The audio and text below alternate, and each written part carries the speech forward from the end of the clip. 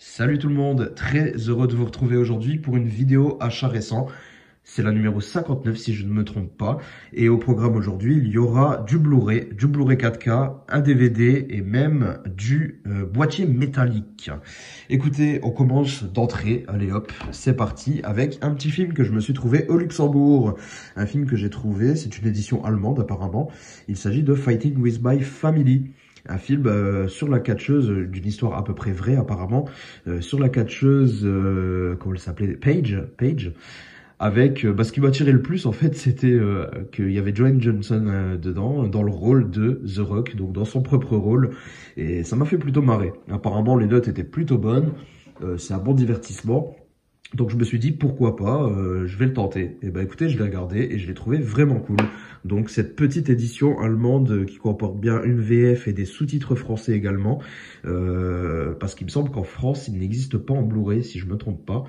Donc voilà, c'est cool. Je suis vraiment content de l'avoir rentré parce que je vais pouvoir l'inclure dans ma collection. Il était très très bien.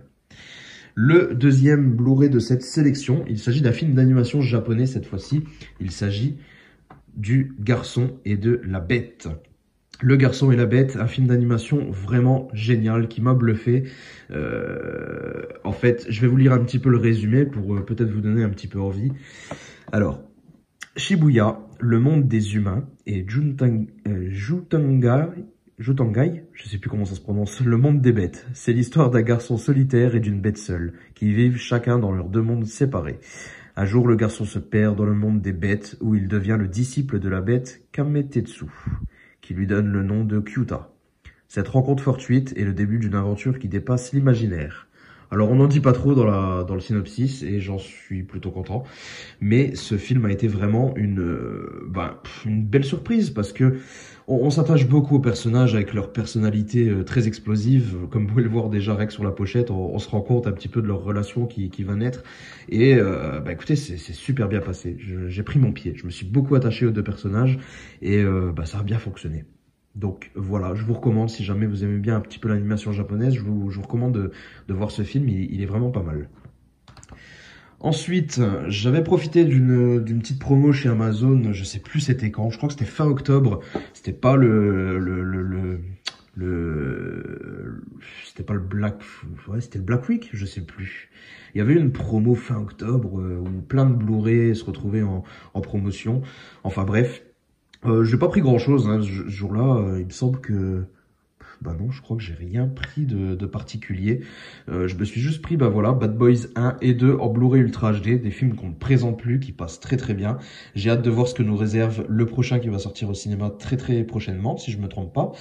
Et en attendant, ces deux opus en 4K, je pense que ça peut le faire. Je pense que ça peut le faire. Donc voilà, content de les rentrer ceux-ci, surtout qu'on les avait vraiment pas chers à ce moment. Il me semble que c'était pour 10 balles, hein. Pour 10 balles frais de port inclus, les deux 4K si je me trompe pas, ou 15 €, pas plus. Hein. J'ai la mémoire courte, donc je sais déjà plus le tarif que je l'ai payé. Voilà. Ensuite, le prochain Blu-ray, il s'agit d'un film assez atypique, Au-delà des montagnes. Alors un film qui vous parlera peut-être pas, c'est pas très connu, et pourtant je sais plus comment je suis tombé dessus. Honnêtement, je sais plus du tout comment je suis tombé dessus parce que il était pas sur ma liste. Je crois que je regardais des bandes annonces de films à sortir. Je regardais un petit peu ce qui se faisait côté asiatique et je suis tombé sur une recommandation qui me recommandait ça. Et puis je regarde, mes yeux se portent sur les notes, je vois que c'est plutôt bien noté. Je commence à lire un petit peu le résumé, je me dis tiens, ça peut être sympa, c'est tout ou rien. Et bien finalement, je l'ai vu et j'ai vraiment beaucoup aimé. Je vous lis un petit peu le résumé, ça vous donnera peut-être envie. Chine, fin 1999. Tao, une jeune fille de Fangyang, est courtisée par ses deux amis d'enfance, Zhang et Lianzi. Chang, propriétaire d'une station-service, se destine à un avenir prometteur, tandis que Lianzi travaille dans une mine de charbon. Le cœur entre les deux hommes, Tao va devoir faire un choix qui scellera le reste de sa vie et celle de son futur fils, Dollar. Sur un quart de siècle, entre une Chine en profonde mutation et l'Australie comme promesse d'une vie meilleure, les espoirs, les amours et les désillusions de ces personnages face à leur destin. Donc voilà, on est sur une histoire à travers le temps qui, voilà, le film se déroule sur pas mal d'années, hein, parce que le film démarre, on est avant la naissance du petit, et puis il se termine, il a je sais plus quel âge, et, euh, et on voit l'évolution de non seulement des personnages, mais aussi de leur pays, de la Chine directement, à travers l'écran, et j'ai trouvé ça vraiment intéressant. Le film dure 2 heures et quelques, 2h10 il me semble, et j'avais pas vu le temps passer. Et il y a une ambiance vraiment particulière dans ce film qui m'a énormément plu. Alors je sais que ça plaira pas forcément à tout le monde, mais personnellement, chez moi, ça a fonctionné. Ensuite, le seul et unique DVD, hein, les achats de DVD se font rares, c'est vrai, mais il y a eu un DVD que je me suis pris, que je n'avais toujours pas. Il s'agit du film Le Village, le film de M. Night Shyamalan, l'un des premiers films que j'ai vu de ce réalisateur et qui m'a vraiment... qui m'a chaviré également, parce que je me souviens que je connaissais pas trop l'univers de ce réal à l'époque, et j'avais tout simplement kiffé avec son beau cliffhanger de fin, et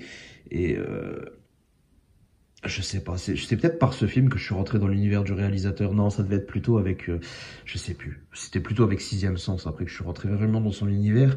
Mais voilà, film que j'aime beaucoup, que j'attends en Blu-ray, parce que là, ça m'a fait un peu mal de l'acheter en DVD. Mais j'aimerais vraiment qu'il soit adapté en Blu-ray. C'est vraiment dommage de pas pouvoir le trouver en Blu-ray. Ensuite, il y a 2 boîtiers en métal. Il s'agit d'édition Future Pack que je me suis chopé. Alors, une édition du film T-34 dont j'attendais pas grand-chose honnêtement. J'en attendais pas grand-chose quand j'étais le voir au cinéma, oui, parce que j'étais le voir dans un cinéma d'art et d'essai.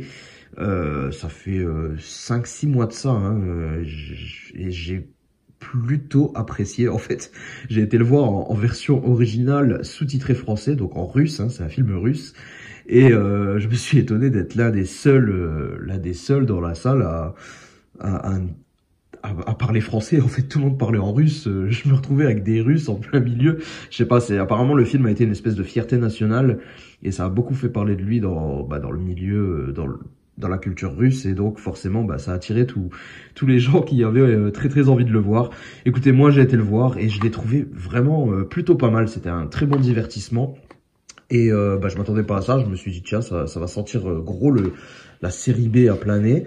Et non, c'est plutôt bon. Alors oui, c'est un peu grossier, ça fait un poil série B par instant, mais finalement, je l'ai trouvé vraiment cool. Et puis cette belle édition que nous propose ESC avec un Metal Pack qui est vraiment avec un très joli effet, hein. Je vous le montre maintenant parce que j'en ferai pas de présentation, je pense pas. Mais voilà. Un très très beau Metal Pack, une belle continuité avec de jolis reflets et du vernis un peu partout. Ça passe super bien. Ça passe super bien. Pour ceux qui me suivent sur les réseaux sociaux, vous l'avez peut-être vu quand je l'avais acheté. Ça fait déjà au moins 2 mois de ça que je l'ai mis sur les réseaux sociaux.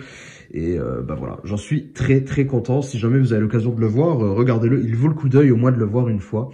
Malheureusement, je l'ai eu avec un petit POC là. Ça, c'est un petit peu dommage, mais bon. Hein, c'est rare de recevoir, c'est rare que les Metal Packs soient vraiment nickel. J'ai l'impression qu'ils sont un peu plus fragiles que les Steelbook.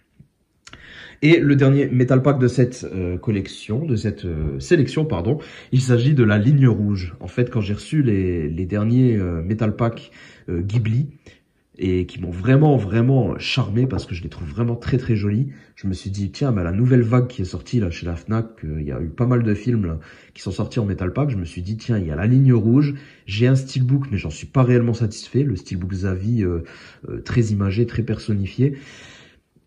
Je me suis dit tiens, celui-ci avec l'une des affiches du film, ça peut le faire, mais j'espérais quelque chose d'un peu mieux. Honnêtement, c'est pas dingue. Alors outre ce très très joli glossy, c'est quand même assez simpliste, hein, surtout l'arrière qui reste quand même assez simple, mais je trouve que ça passe mieux que mon steelbook Zavi que j'avais jusqu'à maintenant. Malheureusement, encore une fois, je trouve toujours que c'est fragile, hein. J'ai un petit pen chip ici, j'ai une bosse au-dessus, enfin il a pris une petite claque sur le dessus vers ici, je sais plus où. Ouais, voilà, c'est un petit peu bosselé. Je trouve ça un petit peu dommage, mais voilà. L'édition n'est pas ouf.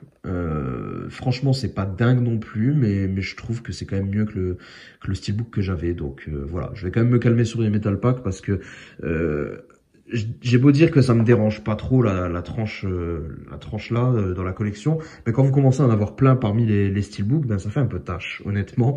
Donc voilà, je pense que c'était le dernier Metal Pack que je me prends, en tout cas pour l'instant. Mais pour celui-ci, en l'occurrence, je suis quand même plutôt satisfait, ça va. Écoutez, bah voilà, on a fait le tour de tout ce que j'avais à vous présenter aujourd'hui. C'était plutôt varié. J'essaye de faire toujours un peu varié, de mettre un petit peu de tout dans les vidéos et de pas faire juste du Blu-ray ou juste du 4K ou juste un type de film, juste du manga ou ce genre de choses. Non, j'essaie de vous faire un petit peu de tout pour que ça touche un peu tout le monde. Et puis voilà, quitte à m'éparpiller un petit peu. N'hésitez pas en tout cas à me dire ce que vous pensez de tous ces achats. Si vous avez vu des films, qu'est-ce que vous en avez pensé? Et puis ben nous on se retrouve très bientôt pour une prochaine vidéo. En attendant, portez-vous bien. Ciao tout le monde.